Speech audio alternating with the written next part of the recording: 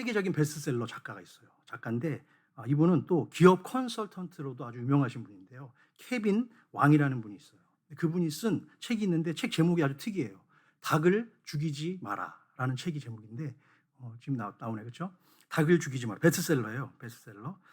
이 책 속에는 아주 평범한 회사원 한 명이 소개되고 있습니다. 그 회사원의 이름은 데이빗 에반스라는 사람이에요. 그 사람의 스토리가 소개되고 있는데 어느 날 이 사람이 작은 회사에 입사를 했어요. 그런데 그곳에서 아주 특별한 경험을 하게 됩니다. 첫 출근을 해서 첫날 회의를 떨리는 마음으로 참석하고 이제 선배들과 함께 미팅룸에 들어갔습니다. 근데 그 미팅룸 들어가는 문 앞에 뭐라고 써 있냐면 이렇게 써 있는 거예요. 닭을 죽이지 마라. 이렇게 써 있는 거예요. 크게. 특이하잖아요. 참 특이하다, 이상하다는 생각을 하면서 첫 회의에 참석을 했는데 데이빗이 이제 회의를 하다 보니까 어떤 문제들이 나오고 현안이 나오고 또 영업 실적에 대한 얘기도 나오고 막 나오잖아요. 어떤 문제에 대해서 신참 그 사원이 고참 사원에게 자신의 실수와 또한 그 실패를 너무나 솔직하게 털어놓고 고백하고 있었고, 고참 사원들은 그 실수를 한 신참 사원들을 지적하고 막 가르치고 훈계하는 것이 아니라 그들에게 정말 따뜻하게 친절하게 잘 조곤조곤 설명해주고 훈훈하게 잘 이끌어주는 그런 모습을 발견하게 되었습니다. 그때서야 주인공인 데이빗은 회의실 문 앞에 붙어있던 닭을 죽이지 말라는 벽보의 의미를 이해하고 또한 깨닫게 되었다고 하는데요. 닭들은 여러분 특성이 있어요. 닭은 개인 플레이를 합니까? 아니면 다 모여 다닙니까? 이렇게 그룹으로. 기억 안 나세요? 닭장에 닭. 가면 막 자기들끼리 같이 무리를 지어서 도망 다니잖아요. 그렇죠? 막 도망 다니는데 그 어떤 특징이 있냐면 만약에 그 무리 중에서 한 마리가 다리나 어느 쪽에 피를 보이고 피를 흘리잖아요. 그럼 어떤 행동을 하냐? 그 상처난 부위를 감싸주고 도와주는 것이 아니라 그 피가 나는 그 부위를 더 집중적인 공격을 한다는 거예요. 그래가지고 그 쪼아서 죽이는 아주 위험한 습성이 닭의 무리 가운데 있다는 것입니다. 그래서 이전까지 그 회사, 데이빗이 들어간 그 회사는 항상 누군가가 어떤 아이디어를 내면 시기하고 질투하고 그리고 내가 더 좋은 성과를 얻기 위해서 사장 앞에서 막 싸우는 거죠. 싸우고 막 서로 누르고 비판하고 판단하고 그런 분위기가 너무 강해가지고 회사 분위기가 쌀벌해졌는데 어떻게 됐냐? 좋은 능력 있는 신입사원들이 오래 버티지를 못하는 거예요. 그 등살에 이겨내지 못하고 결국에는 사표를 내고 회사를 떠났다고 합니다. 그래서 그 회사의 CEO들과 임직원들은 회의를 열어서 이제 죽어가는 우리 회사를 살리는 길은 다른 것이 없다. 더 이상 닭들의 회의는 하지 말자. 쪼아 죽이는 그런 습성의 회의는 하지 말자라고 해서 그때부터 회사의 분위기가 편하고 아주 좋아졌다고 합니다.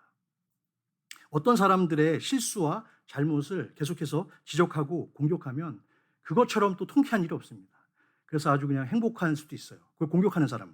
하지만 그것을 당하는 사람은, 그리고 나중에 상대방과 본인도 죽고 공동체도 큰 상처와 아픔을 당하게 되는 것 같습니다. 저도 한국에서 제가 뭐 했는지 다 아시죠, 여러분?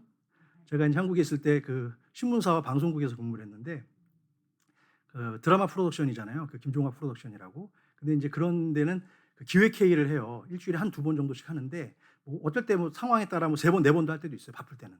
그런데 이제 뭐 아시겠지만 이제 월화 드라마가 있고 수목 드라마가 있어요. 그다음에 주말 드라마가 있는데 여러분도 생각하시기에 그 월화 수목 주말 드라마 중에 어느 드라마가 가장 핫할 것 같아요? 그러니까 가장 그 뜨겁고 가장 실력 있는 그 프로덕션이 그걸 만들 것 같아요. 주말? 예, 대부분 주말이라고 하죠. 왜냐면 주말에 모여가지고 다 보지 않냐, 드라마를. 근데 땡! 주말 드라마는 가장 고참 PD가 찍어요. 각 방송국에서 가장 고참 PD가. 왜? 주말은 가장 안정적인 시청률이 확보되는 시간이에요. 다들 모여가지고 저녁 식사하고 집에서 쉰단 말이에요. 쉬면서 보기 때문에 그냥 드라마를 트는 거예요. 그렇기 때문에 고참 그 PD들은 이제 후배 PD한테 당하면 안 되잖아요. 만약 시청률이 엎치락 당하면 창피하잖아요. 그러니까 이제 고참 PD들은 주로 주말 드라마를 맡게 돼요. 그런데 가장 그 힘든 상황이 언제냐면 수목이에요, 수목. 왜 수목일까요? 월화는 그래도 이제 직장 갔다 와서 피곤하니까 TV를 켜가지고 드라마를 보려고 합니다. 그런데 이제 월화가 지나고 수목이 되면 사람들이 다 일상생활로 들어가고 사회생활 하다 보니까 드라마를 일부러 챙겨보지 않아요. 어떻게 할 때? 아주 재밌지 않으면 수목 드라마는 잊어버린다는 거예요. 그래서 그 수목 드라마를 이제 사활을 걸고 방송 3사가 지금은 더 많은 방송국이 생겼죠. 드라마 전문 채널도 생겼는데 편성하는 거. 요즘 같으면 이제 인기 있는 오징어 게임이 수목 드라마에 나가는 거죠. 그렇게 되는 건데, 그래서 제가 있었던 김종학 프로덕션은 월화 주말이 아니라 항상 목표가 수목이에요. 수목 드라마를 편성하는 그 기획을 하는 거예요. 그러다 보니까 PD들이 한 수십 명이 돼요. 기획 PD, 뭐 제작 PD, 전문 PD들이 다 있는데 모여가지고 이제 회의를 할 때 닭들을 죽이지 마라, 닭들의 전쟁 수준이 아니라 이거는 뭐 거의 그냥 뭐 조금 재미없는 스토리 한번 잘못 얘기했다가는 그냥 피 말리는 거예요. 그냥 장난이 아닙니다. 그 분위기가 완전히 사람을 거의 반 죽여놔요. 그런 식으로 해가지고 되겠냐고, 당장 그만두라고 막 그런 그 서로에 대한 쌀벌한 얘기들이 오고 가는데, 그런 곳이 바로 사회잖아요.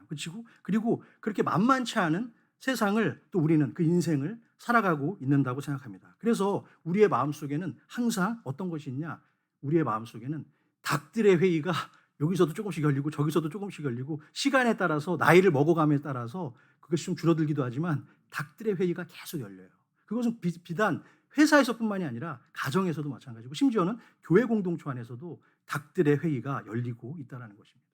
문제가 생기고 고난이 찾아오면 우리는 어떻게 하죠? 하나님 앞에 이렇게 합니다. 왜 저에게만 주님 이런 큰 고난과 고통이 찾아오나요? 왜 저는 이런 시련을 당해야만 합니까? 라고 불평과 함께 고요했던 우리의 마음엔 또 하나님을 향한 꼬꼬대 꼬꼬꼬꼬꼬 이 소리가 나가는 거예요. 왜? 원망과 불평을 이제는 할 게 없으면 하나님한테까지도 하는 우리의 모습을 보게 된다는 것입니다. 그러면 사탄 마귀는 득달같이 달려들어서 우리의 연약한 심령을 더 쪼아댑니다. 더 쪼아대면서 그 살짝 드러난 그 피자국, 그 연약한 우리의 심령을 더 쪼으면서 강하게 그 코너로 몰아넣어요. 그리고 어떻게 하면 계속해서 넌 안 돼. 역시 너는 쓰러질 수밖에 없는 존재야. 너가 믿는 하나님 아무것도 아니야. 그러면서 우리를 괴롭힌다라는 것이죠. 그렇기 때문에 우리는 앞으로 우리 안에 닭들의 울음소리가 언제든지 또 들릴 수 있을까요, 없을까요? 한번 따라해보세요. 꼬꼬대 꼬꼬꼬꼬. 그 꼬꼬대가 여기서 조용하게 올라온다니까요. 언제든지 우리가 성령 하나님과의 동행을 잠시만 놓치면 꼬꼬댁 소리가 우리를 또 지배하는 거예요. 그렇게 될 때 여러분 어떻게 해야 될까? 자, 저를 따라해 보시기 바랍니다. 하나님, 저에게 더 큰 은혜를 허락하셔서 이 시련을 이겨내게 하여 주시옵소서. 너무나 당연한 답이죠. 우리는 하나님께 기도하는 수밖에 없습니다. 이와 같은 믿음의 고백으로 사탄이 주관하는 닭들의 회의를 물리치고 믿음으로 승리하는 저와 우리 부르치교회 모든 성도님들 되시기를 주님의 이름으로 축복합니다. 반백년 정도, 이제 내년이면 제가 이제 반백년 정도 살았어요. 이게 뭐 어르신들도 많이 계시고 우리 교회는 거의 100년 가까이 되신 분들도 계신데, 그런 분들에 비하면 제 인생은 아주 보잘것없고 작지만 한 반백년 살아온 저의 인생을 돌아봐도 어떤 큰 문제를 만나고 직면하게 됐을 때 제 입술로 원망하고 다른 사람을 탓하기보다는 그 상황 속에서 하나님 그래도 감사합니다. 지금 이 정도까지 해주신 것도 감사합니다. 주님의 은혜였습니다. 라고 제 입술로 감사와 찬양의 고백을 드렸을 때, 그때 하나님은 저의 삶 가운데 더 큰 은혜와 축복으로 베풀어 주셨고, 그리고 여러 모양으로 합력하여서 선을 이루어 주셨구나 하는 생각을 말씀을 준비하면서 계속 하게 되었습니다. 그런 은혜의 체험이 너무 많아서 이제는 마음이 괴롭고 힘들고 외롭고 고통스러울 때, 낙심 중에는 때로는 어저께같이 또 말씀 중에 말씀이 준비가 잘 안 돼. 그럼 저녁 때 혼자 교회 나오는 거예요. 나와가지고 또 하나님 붙들고 또 찬양하면서 요동쳤던 저의 마음 가운데 조그만한 또 꼬꼬댁 소리가 나고 있는 것을 하나님께 아뢰면서 그때 제 마음을 드리는 거예요. 기도하는 거죠. 그리고 찬양하는 겁니다. 말씀 가운데 들어가는 겁니다. 깊이. 그럴 때 어떻게 돼요? 마음 가운데 깊은 신비한 은혜와 평화를 체험하게 됩니다. 여러분들도 그러한 인생, 그러한 삶을 다 살고 계신 줄로 믿습니다. 그래서 제가 힘들 때 어제도 밤에 혼자 불렀어요. 큰 은혜와 위로가 되었던 찬양이 있는데, 찬송가 539장 너 예수께 조용히 나가. 우리의 마음 가운데 꼬꼬댁 소리가, 불평과 원망의 소리가 들려올 때 우리가 할 수 있는 것은 다른 게 없습니다. 그냥 주님께 나아가서 조용히 나가서 주님께 우리의 마음을 아뢰는 것인 줄로 믿습니다. 너무 주옥 같더라고. 어저께 다시 한번 부르는데 1절과 2절이 정말 이거는 꿀송이보다 더 달아. 그래서 우리 다 아는 찬송가니까 한번 불러볼까요? 한번 1절, 2절, 2절만. 다 같이 여러분 찬송가를 음미하면서 가사를 불러보세요.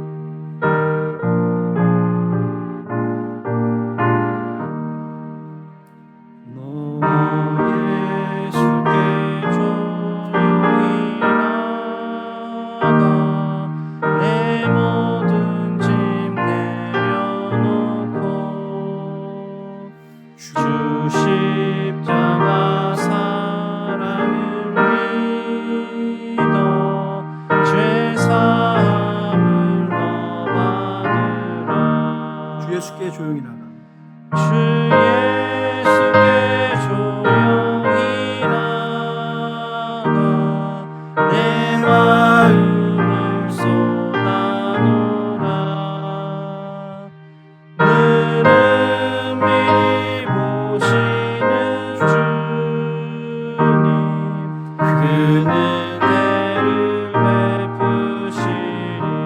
예수의 은혜를 입어 주 예수의 은혜를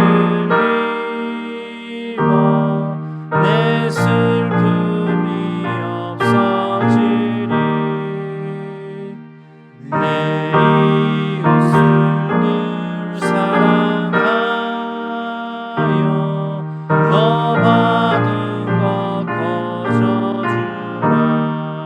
주 예수께 주 예수께 조용히 나가 내 마음을 쏟아놓으라. 늘은 미리 보시는 주님 그 은혜를 베푸시리. 그렇습니다, 여러분. 우리가 조용히 나가서 내 마음을, 우리의 마음을 주님께 쏟아놓을 때 주님께서 은밀히 보시는 주님께서 우리에게 큰 은혜로 베푸실 줄로 믿습니다. 인생에서 가장 큰 고난을 경험했던 성경의 인물 다 아시죠? 한 글자 누구죠? 욥. 욥은 어떻게 그 엄청난 인생의 쓰디쓴 고난을 이겨내고 2배의 축복을 하나님으로부터 받을 수 있었을까요? 욥이 하나님의 앞에서 자신의 입술로 범죄하지 않고 끝까지 자신의 입술을 잘 지켰기 때문이라고 성경은 우리에게 말씀하고 있습니다. 욥이 어느 날 갑자기 원인도 모를 엄청난 끔찍한 고난과 죽음을 직면하게 되었는데, 그 당시에 욥의 아내가 여러분 뭐라고 했습니까? 당신에게 이런 고통을 허락하신 하나님을 아직도 믿고 있느냐? 당장 하나님을 저주하고 나가서 죽으라고, 그렇게 저주를 그 욥의 아내가 퍼부었습니다. 그런데 한편으로 생각해 보면요, 얼마나 고통스러웠으면은 그 아내 곁에서 그 남편의 병수발을 지켜보던, 너무나 고통스러워가지고 기아장으로 몸을 긁었다고 그랬잖아요. 그런 고통 가운데 있는 그 남편이 얼마나 안타까웠으면 차라리 당신이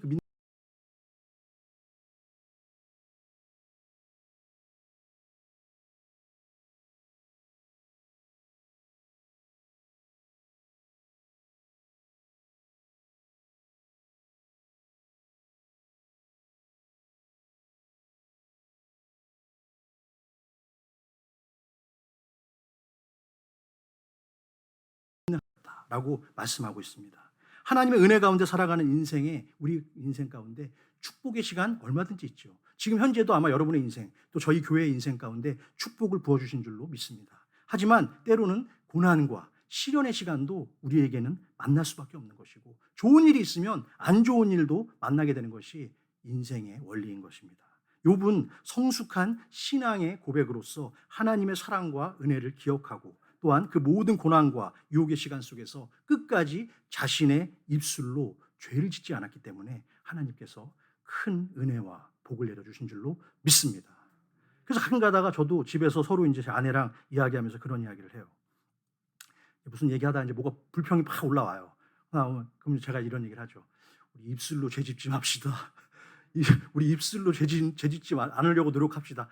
일부러 그런 말을 하는 거예요. 왜? 그런 표현들을 통해서 계속해서 우리는 끊임없이 올라오잖아요. 스멀스멀 계속 꼬꼬대 올라오거든요. 그럴 때마다 입술로 죄를 짓지 않기 위해서 정말 욥이 그랬던 것처럼 그런 고난 가운데도 이겨내는 그런 모습을 살아야 되는 것이죠.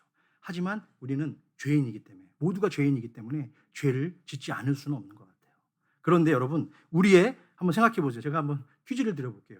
우리의 눈과 귀, 코, 입, 이 얼굴에 달려 있는 네 군데 구멍, 그렇죠?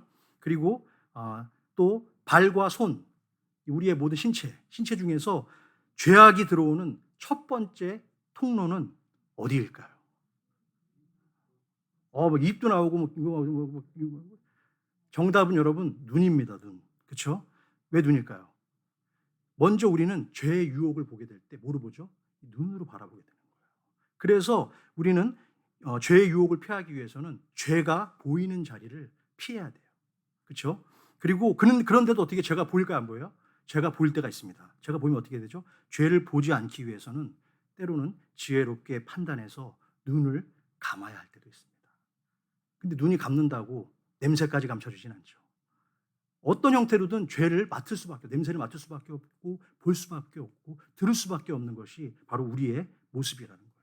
그래서 소설 레미제라블 속에서 여러분 주인공 장발장 있죠. 장발장은 여러분 너무 배가 고팠어. 너무 배가 고파서 뭐를 바라봤죠? 돈을 내지 않고 저 빵을 먹고 싶다는 그 눈의 유혹에 결국에 넘어간 거죠. 넘어가서 어떻게 됐죠? 19년간의 긴 억울한 면도 있었지만 감옥살이를 해야만 했습니다. 이처럼 우리의 두 눈이 세상의 죄가 들어오게 되는 주된 통로라면 이제는 우리 안에서 죄가 다시 밖으로 나가게 되는 통로가 있어요. 그것은 어디일까요? 그렇죠. 일부 예배 들어서 답을 알고 있어. 우리 안에 죄가 들어오는 통로가 눈이었다면 우리 안에서 죄가 다시 밖으로 뱉어지는 그러한 통로가 바로 여러분 따라해보세요. 바로 우리의 입술입니다. 언뜻 보면 말로 짓는 죄는 별로 큰 죄가 아닌 것처럼 느껴질 때도 있습니다. 하지만 가장 큰 죄악은 모두 우리의 입에서부터 비롯된다고 성경은 이야기하고 있습니다. 예를 들어서 여러분 집에 있는 물건, 큰 좋은 악기는 정말 갑오 같은 물건이 있어요. 그런데 그 물건이 사라졌어요. 그러면 난리 나죠. 뭐 땅을 치고 막 그거 왜 없어졌냐고 막 난리가 나요. 하지만 시간이 지나면 다 잊어집니까? 안 잊어집니까? 다 사라집니다. 저도 예전에 제가 결혼을 좀 일찍 했잖아요. 그랬는데 한국에서 그때 제가 결혼하고 이제 결혼한 다음에 애를 낳고 그다음 13개월 있다 애를 또 낳았어요. 연년생 사내 아이를 둘을 낳았어요. 그래가지고 정말 겁나더라고요. 왜냐면 결혼을 했는데 애가 결혼하자마자 허니문 베이비 그다음 13개월 만에 또 생기는 거야. 그다음 어떤 생각이 들었냐면 이런 식으로 가다가는 축구부 금방 만들어지겠다. 이 생각이 딱 들면서 빨리 공장 문을 닫아야 되겠다. 이런 생각을 했어요. 그래서 닫았어 실제로. 닫았는데 그랬는데 그게 중요한 게 아니라 어느 날 이제 애가 둘이나 있고 저는 그때 학생이었어요. 대학교 다닐 때요. 그러니까 이제 머리 노란물 들이고 막 애들하고 놀러 다니고 밤에 이것도 한잔하고 막 이래야 되는데 애가 양쪽에 있고 와이프는 일 나가고 그러니까 제가 능력이 안 되니까 와이프는 벌로 나가고 제가 이제 애들을 보는데 너무 힘든 거야. 그래가지고 장인 장모 집으로 이사 간 게 아니라 장인 장모네 같이 살진 않고 한 아파트에 그 라인 2개가 있잖아요. 아파트 들어가는 입구가. 여기 장모님 여기 사시면 저는 이쪽으로 이사를 갔어요. 왜? 좀 혜택을 보기 위해서 장모님 좀 젊었을 때긴 한데 간 거죠. 갔는데 이사를 딱 간 그날 가기 전에 애 둘에 벌써 돌잔치를 했기 때문에 돌잔치를 한 지 얼마 안 됐어. 둘이 이제 따로따로 1년씩 했을 거 아니에요. 13개월 차이니까. 그때 기억해요. 금 한 돈이 37,000원 할 때야. 지금 엄청나고 지금 한 돈이 얼마죠? 10만 원 넘죠. 예, 하여튼 많이 비쌀 거예요. 근데 그때는 한 돈에 한 37,000원에서 4만 원 안쪽이었어요. 그래가지고 제가 그 편지가 뭐죠? 이렇게 보내는 그 초대장. 지금은 초대장 카톡으로 다 날리지만 그때는 다 편지를 썼어요. 써가지고 초대장에다 뭐라고 썼냐면 그 당시에 얌체족들이 있었어요. 어떤 얌체족들이 있었냐? 그거를 한 돈을 안 갖고 반 돈을 갖고 와. 반 돈. 이거 37,000원도 내기 싫어가지고 반 돈을 갖고 오는 또 얌체족들이 있어가지고 제가 거기다가 여러분 큰아들 동현이의 돌잔치입니다. 꼭 와주시긴 감사하겠고 가로친 다음에 반 돈으로 서로 간에 얼굴 상하는 일 없도록 주의해 주시기 바랍니다. 반드시 한 돈으로 준비해 주시고 만약에 금이 없으신 분들은 4만 원 상당의 현금으로 준비해 주시기 바랍니다. 이렇게 해가지고 딱 보냈어요. 그래가지고 그때 제가 또 김 목사가 그때 친구가 좀 많았겠습니까? 얼마나 많은 중학교, 고등학교, 초등학교 친구 동창까지 다 동원하고 교회 친구들까지 교회 목사님들까지 다 동원해가지고 애들 한 명당 100명 이상씩의 그러니까 돌반지 100개 이상씩 들어왔다는 얘기죠. 그리고 또 특별히 우리 친척들, 우리 뭐 이모, 고모, 뭐 숙모 할 거 없이 그런 분들은 돌반지 갖고 안 된다. 여기 뭐지 이거? 팔찌나 발찌 이런 걸로 준비했으면 좋겠다. 이렇게 해가지고 편지를 또 제가 보냈어요. 그래가지고 그날 순금이 그냥 가득하게 들어왔어요. 그래서 13개월 있다가 또 한 번 걷었어. 그랬더니 그냥 반짝반짝한 금. 제가 그거를 가끔가다 집에 가서 열어볼 때마다 할렐루야. 금빛이 올라오니까 너무 좋은 거야. 순금. 그렇죠. 그런데 장모님 집으로 이사간 그날 그 1층에 바로 경비실이 있어요. 경비실. 근데 장모님이 저한테 저희 집은 2층인데 방범창을 해주겠다고 하라는 거예요. 위험하다. 2층도 위험하다. 아니 바로 앞에 경비실이 있고 2층인데 무슨 그런 거 안 해도 된다고. 그날 당했어. 그날 제가 저는 이제 김종학 프로덕션에서 드라마 만들 때라서 지방에 가 있었을 때 아내가 전화가 온 거예요. 도둑놈이 조그맣게 지금 문을 여는데 안에 있었어. 그래가지고 너무 놀래가지고 아내가 경찰 부르고 했는데 이제 얘가 2층으로 뛰어내린 거야. 뛰어내려가지고 도망갔는데 제일 비싼 그 금 가방, 그 다음에 제 카메라 앞에 수만 원짜리 카메라가 있었어요. 그 카메라, 그 다음에 하여튼 그런 것만 딱 돈 되는 것만 노트북 그거 해가지고 싹 도망갔어요. 주여. 그랬는데 저한테 전화가 온 거야. 놀래가지고 이거 어떡하냐 큰일 났다 그래가지고 남편한테 걱정되니까 남편 전화를 한 거죠. 근데 제가 지금 오늘 말의 권세, 혀의 권세에 대해서, 힘에 대해서 좀 설교를 하고 있는데, 그날 너무 힘든 거예요. 왜냐면 지방에서 맨날 날밤새면서 촬영하는데 힘들어 죽겠는데 아내가 전화 와서 도둑 맞았다고 딱 하는데, 저는 딱 듣자마자 하는 얘기가, 아내가 그 맞닥뜨린 상황이 얼마나 무서웠겠어요. 당신 괜찮아? 이렇게 딱 했어야 되는데 제가 뭐라 그랬냐면, 금은 그런 거예요. 그랬더니 아니 금이 문제냐고 그러면서 지금 막 얘기를 했는데, 제가 거기서 실수한 거예요. 뭐라고 했냐면, 그럼 일단 당신은 괜찮은 거야? 괜찮대. 그러면 난 바쁘니까 경찰서에 연락해. 전화 끄는 거예요. 저는 바쁘잖아요. 경찰서에 연락하라고 그러고 전화기를 끊어버렸다. 그때부터 이제 저는 지금까지 고생을 하고 있다는 거예요. 전화만 하면 경찰서에 전화할까 이러면서. 그러니까 이게 한번 그렇게 한번 말의 실수를 하고 나니까 두서 담아지지가 않더라고. 하여튼 그런 일들이 있었습니다. 왜 이렇게 하는 거예요? 말 한마디, 물건은 없어져도 그 금 200돈 아깝다. 그런데 괜찮아요. 다 잊어지는 거예요. 하지만 그때 아내한테 제가 했던 그 말, 금은 괜찮아. 당신 다친 거, 당신도 안 다쳤어, 이게 아니라 금은 괜찮냐. 그 말 한마디가, 나한테 연락하지 말고 경찰서 연락해라. 틀린 말은 아니지만 그 말 한마디, 그 쌀벌한 말 한마디가 아내와 남편의 관계를 힘들게 만들고 지금까지 고통 속에 지내가 생각나는 그런 일이 되게 되었다라는 것입니다. 어떤 한마디 말로 마음이 상하면 어떻게 돼요? 몇 주, 몇 달, 심지어 평생 동안 그 상처가 지속되기도 하고, 그러므로 삐뚤어진 입술은 어떤 죄악보다 더 나쁜 죄악이 될 수 있다고 성경은 계속해서 잠언을 통해서, 또 솔로몬의 잠언을 통해서도 이야기하고 있습니다. 잠언 26장 22절에서 25절까지의 말씀인데, 한번 너무 중요한 말씀이거든요. 이거 잘 들으시면 오늘 설교 안 들으셔도 돼요. 자, 같이 한번 보여주겠습니다. 시작. 남의 말 하기를 좋아하는 자의 말은 별식과 같아서 뱃속 깊은 데로 내려가느니라. 온유한 입술에 악한 마음은 낮은 은을 입힌 톡이니라. 원수는 입술로는 꾸미고 속으로는 속임을 품나니 그 말이 좋을지라도 믿지 말 것은 그 마음에 7가지 가증한 것이 있음이니라. 그렇죠. 이 외에도 수도 없는 그 말에 대한, 입술에 대한 그 많은 격언들이, 또 내용들이 성경 속에는 나오고 있는데요. 우리가 사용하고 있는 말들 중에서, 우리가 쓰고 있는 말들 중에서 성경 속에서 말씀하고 있는 가장 가증하고 악한 사탄의 언어가 한 4가지 정도로 제가 정리를 해봤습니다. 그래서 우리가 정말 이 말은 하지 말아야 되겠다. 이 말은 절대 우리 언어 사용 가운데 피해야 된다. 특히 믿는 사람들은 더더욱이 조심해야 된다. 라고 하는 말인데, 여러분, 첫 번째가 뭐냐면 가장 나쁜 말이에요. 가장 나쁜 말인데 따라해 보세요. 무고질. 무고질 뭔지 아시죠? 뭐 처음 들은 분도 계세요? 이 말은 정확하지 않은 말로, 확실하지 않은 말로 상대방을 의도적으로 모함하고 곤경에 빠뜨리는 거예요. 잘 몰라. 그냥 그런 것 같아. 왠지 그랬을 것 같아. 그래가지고 그 사람이 자꾸만 그 사람이 막 돈을 먹었네. 그 사람이 뭘 했네. 사기 쳤네. 그런 것 같네. 자기도 몰라. 들은 것도 확실하지 않아. 그것이 바로 뭐냐면 여러분, 무고질이에요. 근데 이것이 우리 교회 안에도, 믿는 사람 안에도 이 무고질이 얼마나 많은지 몰라요. 정말 조심해야 됩니다. 그래서 여러분, 세상에서도 무고질은 너무나 위험해가지고 어떤 게 있는지 아세요? 무고죄라는 게 있습니다. 무고죄. 아무 잘못이 없는 사람에게 함부로 그렇게 했을 때는 무고죄로 걸 수가 있어요. 정말 조심해야 됩니다. 무고질.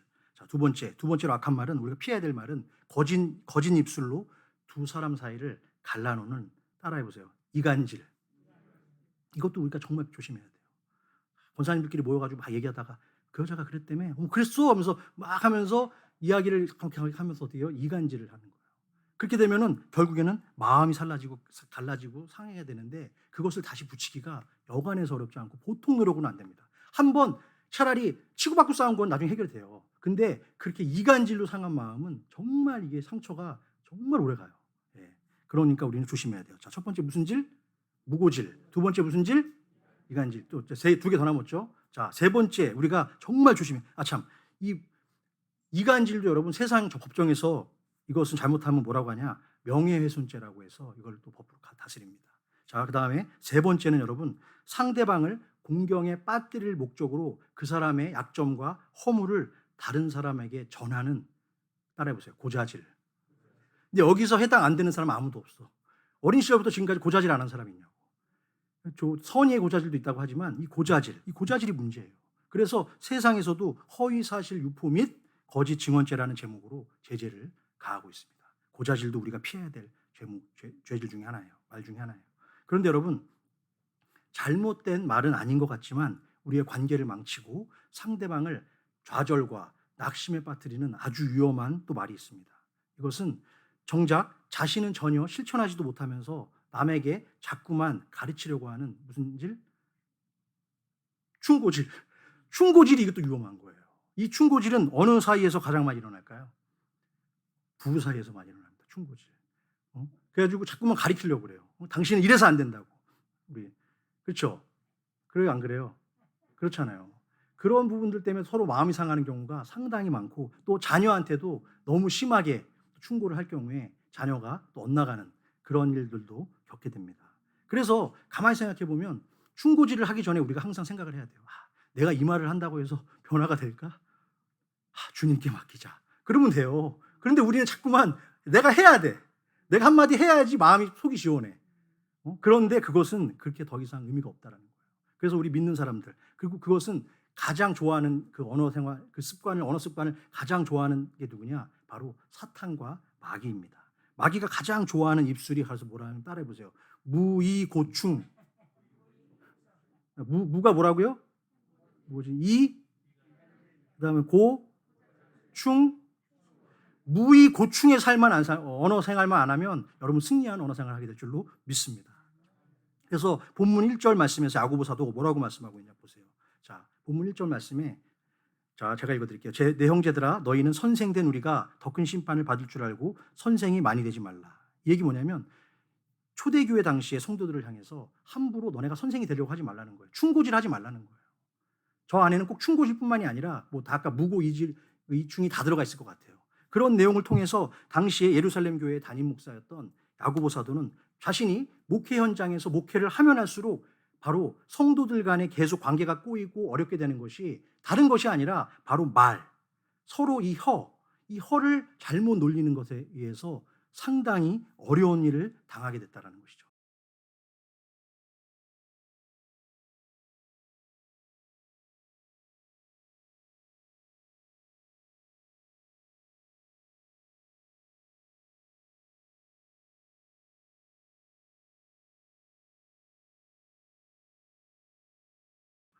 이야기하고 있습니다. 사실상 우리가 매일 주고받는 말로 인해서 얼마나 많은 인간관계가 세워지는 것이 아니라 깨지는 경우가 많이 보게 됩니까? 그렇다면 오늘의 본문을 통해서 우리는 야고보 사도가 우리에게 전하고 싶은 핵심 메시지가 무엇인지 세 가지로 제가 정리를 해보았는데요. 첫 번째 소제목입니다. 같이 읽겠습니다. 자, 소제목. 첫 번째 소제목. 네, 시작. 말을 사용할 때는 실수가 없도록 항상 조심하고 또 조심해야 합니다. 그렇죠. 2절 말씀, 본문 2절 말씀에 보니까 우리가 다 실수가 많으니 만일 말에 실수가 없는 자면 온전한 사람이라고 말씀하고 있습니다. 이 말은 다시 말해서 모든 사람들은 전부 예외 없이 말에 실수가 있다 없다? 실수가 있을 수밖에 없다는 것이죠. 그건 인정해야 된다는 거예요. 그리고 본문 2절 하반부에 보면은 말은 온몸에 굴레를 씌운다라고 말하고 있습니다. 그만큼 말의 위력이 크다라는 것을 야고보 사도는 우리에게 얘기하면서 3절에서 6절까지는 혀의 위력을 강조하기 위해서 세 가지 도구를 들어서 자세하게 설명하고 있습니다. 본문 3절 말씀 한번 보여주시죠. 3절에 보니까 우리가 말들의 입에 재갈 물리는 것은 우리에게 순종하게 하려고 그 온몸을 제어하는 것이다 라고 했는데 여러분 말이 태초부터 말은 원래 길들여지지 않는 야생마잖아요. 그런데 재갈이라는 걸 발명함으로써 말을 길들일 수가 있게 된 거죠. 그것처럼 우리의 혀를 길들이는 것이 그만큼 쉽지 않다라는 것입니다. 그 다음에 4절 말씀 보면은 혀를 배의 방향을 결정짓는 키로 표현하고 있는데요. 정말 아무리 광풍이 불고 막 힘든다 하고 바람이 불어도 우리가 배가 제 항로를 유지할 수 있는 것은 방향키거든요. 그 키를 조절할 수 있는 게 이 작은 새치, 혀와 같다라고 야고보 사도는 이야기하고 있습니다.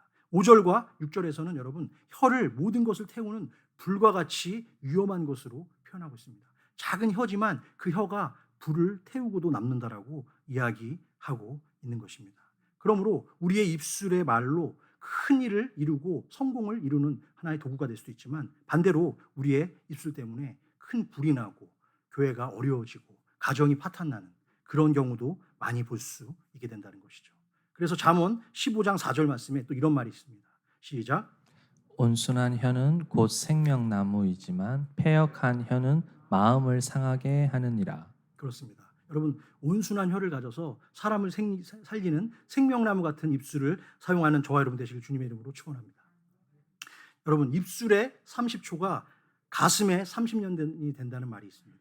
정말 입술에 담은 30초의 정말 저주하는 그 말 때문에 평생을 30년 동안을 가슴속에 앓고 그것을 품은 채 죽어가는 사람도 많다는 것이죠. 순식간에 내가 뱉은 정말 저주의 말 한마디 때문에 그 듣는 사람의 가슴에 칼날이 되어서 평생 한으로 남기도 하고 우라통으로 변해서 어떻게 돼요? 화병이 되기도 합니다. 특별히 부부와 자녀 사이에 오가는 말들 중에서 우리가 혹시 생명을 죽이는 그런 말을 하고 있지는 않은지 오늘 이 시간을 통해서 우리 말의 힘이라는 그런 제목을 통해서 여러분 한번 생각해 보시는 저와 여러분 되시기를 주님의 이름으로 축원합니다. 자, 두 번째 소제목입니다. 시작. 내가 먼저 말하기를 힘쓰기보다는 상대의 말을 잘 듣고 경청해야 합니다. 그렇죠. 말을 하는 건 쉬워요. 하지만 듣는 게 어렵다고 그랬거든요. 그래서 1장에서도 야고보 1장에서도 뭐라고 그랬죠? 너희가 말하기는 더디하고 듣기는 속히 하라. 그리고 화내기도 더디하라. 이렇게 말씀하고 있는데 여러분 지금까지 미국 역사상 가장 오랫동안 한 대학의 총장으로 지낸 분이 있어요. 누군지 아시죠? 잘 모르시죠? 알 수가 없죠. 그렇죠? 그 미시간 대학, 미국 중서부에 있는 미시간 대학의 J.B. 에인절이라는 분이에요. J.B. 에인절이라는 분인데 이분이 여러분 무려 1871년부터 1909년까지 38년 동안 미 중부의 명문 미시간 대학의 총장을 역임했습니다. 여러분 한 대학의 총장을 38년이나 했다는 대단한 거죠. 그렇죠? 대학의 총장 자리가 워낙 민감한 자리고 정치적인 그 압력이 왔다 갔다 하는 자리라서 그렇게 오랫동안 하는 것은 쉬운 일이 아니라고 합니다. 그리고 그런 적이 없대요. 그런데 J.B. 에인절은 모든 그 구성원을 만족시키며 40년 가까운 시간 동안 미시건 대학교를 성공적으로 운영했는데 그가 총장에서 물러나기로 결정했을 때 마지막 그의 임기가 끝나는 날 기자들이 찾아와 몰려왔대요. 몰려와가지고 총장님 이렇게 긴 시간 동안 40년 가까이 총장 자리를 지켰던 비결을 하나만 좀 가르쳐 주십시오라고 이야기했습니다. 그랬더니 그 J.B. 에인절스가 뭐라고 얘기했냐면 나팔보다 저는 안테나를 더 높이 세우는 것이 저의 장수 비결이었습니다. 여러분 나팔은 뭐죠? 나팔보다 뭐를? 안테나. 이 안테나를 높이 세웠다는 거예요. 그랬더니 안 잘리고 40년 가까이 미시건 대학의 총장으로 명예롭게 은퇴할 수 있었다라고 그는 이야기하고 있습니다. 말하기보다 듣기를 더 중요하게 생각하는 말을 그는 평생의 마음속에 다짐했던 것이죠. 그것으로 끝난 것이 아니라 그는 그런 경청의 습관들을 자신의 자녀들에게도 상속을 했어요. 그래서 훗날 예일대학의 총장을 맡아서 16년간 유임하며 많은 존경을 받았대요. 누가? 그 에인절스의 아들이. 아들도 예일대학의 총장을 16년간이나 했다라고 이야기하고 있습니다. 오늘날 우리에게 필요한 것은 거창한 웅변이 아닙니다. 바로 조용한 경청인 줄로 믿습니다. 말하는 입보다는 잘 듣는 귀가 더 중요한 시대를 우리는 살아가고 있습니다. 이제는 다 마스크 쓰고 있잖아요. 그렇기 때문에 잘 들어야 됩니다. 요즘에 성도들이 얼마나 잘 듣는지 몰라. 눈만 바짝바짝해. 입은 다 닫고 듣기만 하시는 것이죠. 하나님은 사람을 창조하실 때 여러분 입은 한 개, 귀는 두 개 만드셨잖아요. 왜 그런지 아세요? 말하기보다 듣는 것을 2배 더 하라고 바로 우리에게 귀를 2개 주신 거예요. 그러므로 이제부터 우리는 말하는 사람이 되기 전에 어떻게 해야 된다? 먼저 잘 들을 줄 아는 자가 되어야 될 줄로 믿습니다. 또한 참고구절 잠언 18장 13절에 이런 말씀이 있습니다. 같이 읽겠습니다. 시작. 사연을 듣기 전에 대답하는 자는 미련하여 욕을 당하느니라. 그렇죠. 잠언 10장 19절 말씀에 또 있습니다. 이런 말씀. 시작. 말이 많으면 허물을 면하기 어려우나 그 입술을 제어하는 자는 지혜가 있느니라. 아멘. 많이 말하는 것보다 어떻게 해요? 많이 듣는 것이 지혜롭다는 말씀이죠. 제가 일화를 또 하나 소개 안 할 수가 없는데 제가 그 애틀란타에서 주유소에서 이제 일을 하게 됐는데 주유소에서 일을 하는데 다른 건 다 괜찮아요. 뭐 힘든 거 무거운 거 뭐 다 청소고 뭐 다 괜찮았는데 일도 잘했어. 그런데 이게 안 되는 거예요. 오자마자 영어가 안 되잖아요. 영어가 안 되는데 그 주유소는 되게 바쁜 주유소였어요. 막 트럭 운전수들이 막 와가지고 식사도 하고 막 그러니까 식당이랑 주유소가 같이 있는 그런 큰 주유소였는데 한국분이 사장이었는데 저의 성실성을 보시고 저를 취업시켜 주신 건 감사한데 이게 현장에서 이 말이 안 되니까 너무 힘든 거예요. 제가 제일 고마운 손님은 딱 와가지고 이것만 딱 그냥 앞에다 딱 올려놓고 가면 그렇게 고마워. 왜? 그냥 찍기만 하면 되잖아. 그렇죠? 그리고 그냥 뭐 아니면 말보로만 주면 돼. 그런데 이 사람들은 너무 아침마다 그 트럭 운전수들이 왜 이렇게 사람들이 좋은지 몰라요. 와가지고 저한테 어저께 정치 얘기까지 해. 나 미치겠는 거예요. 왜냐면 무슨 말인지 하도 못 알아듣겠는데 지금 사람 줄 서 있잖아. 줄 서 있는데 빨리 이거 주고 빨리 계산하고 다음 사람 맞이해야 되는데 이 사람은 저한테 자꾸만 뭐 어제 누가 그랬고 뭐 자기 가족 생일 있었던 거, 뭐 딸 손주 얘기 뭐 이런 얘기 하는데 미치겠더라고요. 뭐 알아들어야지 대답을 하잖아요. 그래가지고 막 고민하다가 제가 한 일주일, 2주일 지난 다음에 사장님한테 제가 그만 사표냈어요. 못하겠다. 왜냐면 이게 뭔 말인지 못 알아들어가지고 내가 이거 비즈니스 방해하는 것 같아서 내가 못하겠다고. 그랬더니 사장님이 저한테 그러더라고요. 처음부터 영어 잘하는 사람이 어딨냐고. 미스터 김, 그랬더니 한국에서 고등학교 나왔어요, 안 나왔어요? 나왔죠. 그럼 됐습니다. 한국 고등학교 영어 수준이면 다 할 수 있습니다. 그러는 거예요. 그러더니 자기를 잘 따라하래. 그 다음날 아침에 사장님이 오늘 아침 일찍 안 나오시는데 아침에 나오신 거예요. 그러더니 어떻게 하냐? 지혜로우시더라고. 사장님이 딱 서가지고 사람들이 막 오잖아요. 근데 막 그 얘기를 해. 근데 딱 그냥 긴 얘기 안 하고 이러면서 그냥 들어주고 그냥 이러면서 다 넘기는 거예요. 으로 다 끝나는 거야. 대부분 하니까 다 알겠대 그러면서 가. 다 일일이 저는 그걸 해석하고 대답을 어떻게 해야 되나를 생각을 했는데 그냥 이걸 다 끝나더라고. 근데 그 음음이 무서운 게 여러분 저도 어디 그 다른 데 가서도 마찬가지. 잘 모르겠어요. 그냥 뭐 이거 줄까 저거 줄까 그럼 다 끝나더라고. 그러니까 그런 쉬운 게 있었는데 그거를 못 하고 지혜가 없이 다 내가 그냥 다 그거 다 받아가지고 어떻게든 해석해가지고 다 풀어주려고. 그럴 필요 없다는 거예요.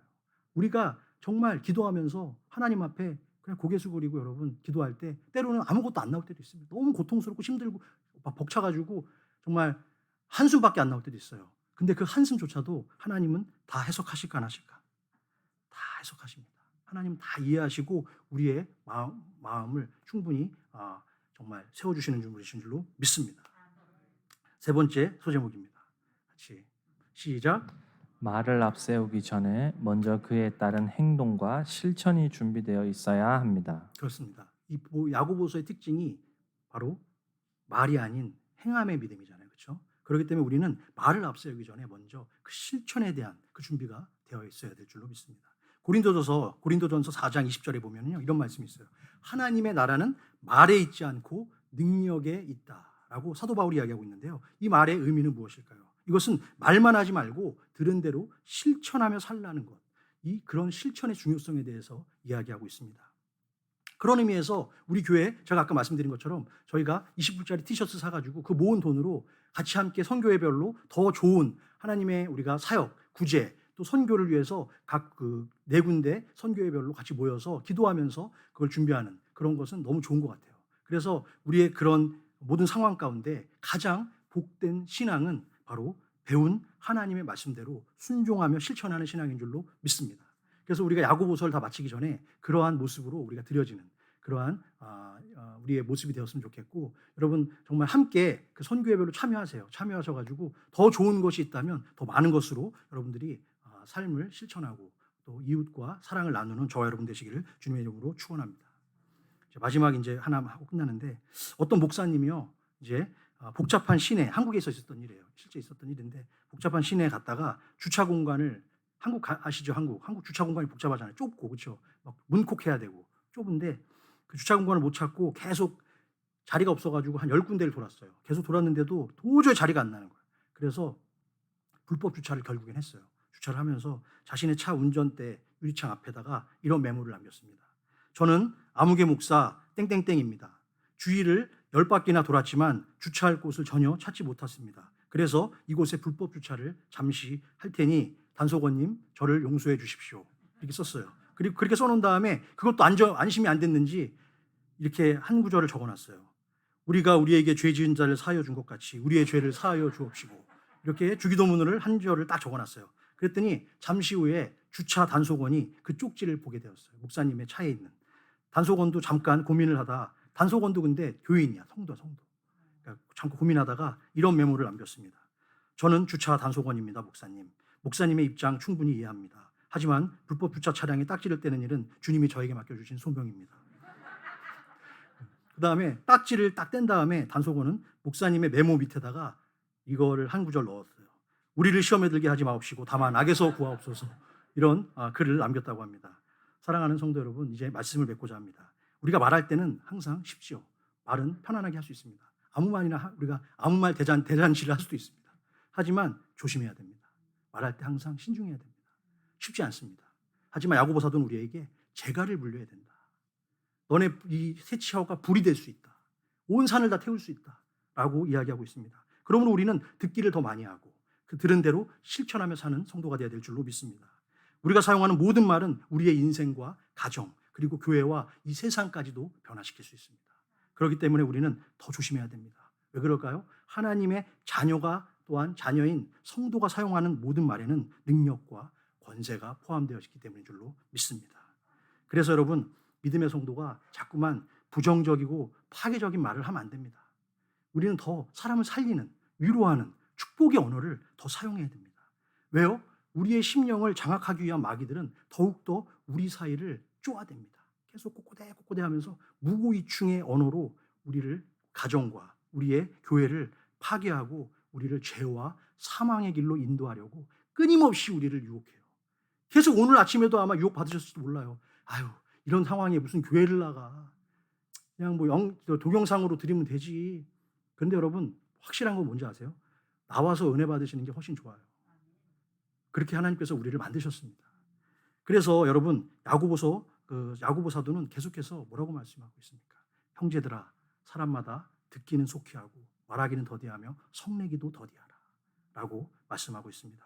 여러분, 우리의 입술에서 시작되는 믿음의 말, 축복의 말로 우리의 생각을 변화시키고 관계를 발전시키며 창조적인 하나님의 성도로 살아가는데 부족함이 없는 저와 우리 브릿지교회 성도들 되기를 주님의 이름으로 다시 한번 축복합니다.